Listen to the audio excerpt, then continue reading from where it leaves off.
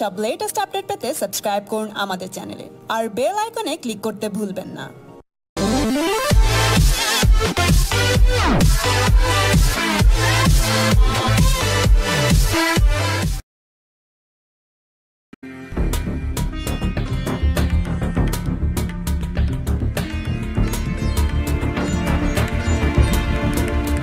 মুরগির গ্রিল মেশিনে না পুড়লে নাকি খাওয়ার উপযোগী হয় না, আর রসনাবিলাসী মানুষের কাছে এই পোড়া অংশই নাকি বেশি মজাদার।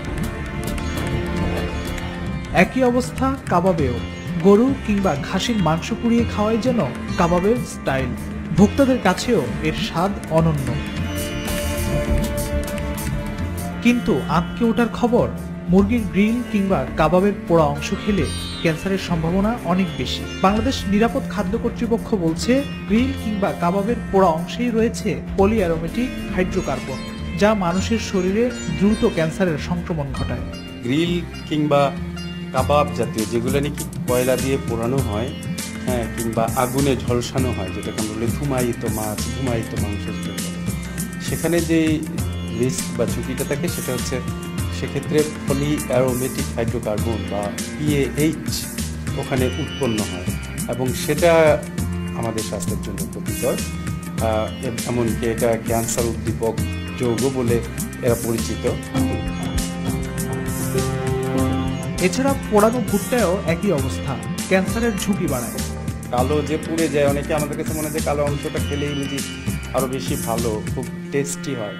আসলে ওই জায়গাটাই কিন্তু সমস্যা থেকে যায়। কারণ কালো অংশটাকে বাদ দিয়ে খাওয়া উচিত এবং এগুলা যথাসম্ভব পরিহার করাই উচিত।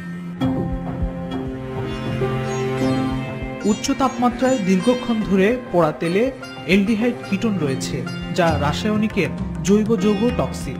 এই তেলে জিলাপি, পেঁয়াজু সহ নানা খাবার ভাজা হলে তাতে ত্বকের মারাত্মক ক্ষতি হতে পারে বলে জানান বিশেষজ্ঞরা। পেঁয়াজু লাল হলে আমি মনে করি যে পেঁয়াজুটা বেশ ভাজা হয়েছে, আসলে তো তা না, রং দিয়ে লাল করা। কাবাব কালো হইতে হবে, শিক কাবাব পুড়তে পুড়তে কালো হইতে হবে। চকচক না করলে জিলাপি খাওয়া যাবে না। কেন খাওয়া যাবে না? জিলাপি কি চকচকে করার জিনিস?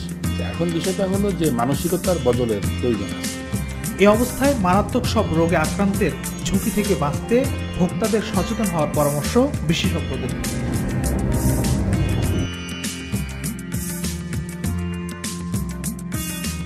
সব লেটেস্ট আপডেট পেতে সাবস্ক্রাইব করুন আমাদের চ্যানেলে আর বেল আইকনে ক্লিক করতে ভুলবেন না।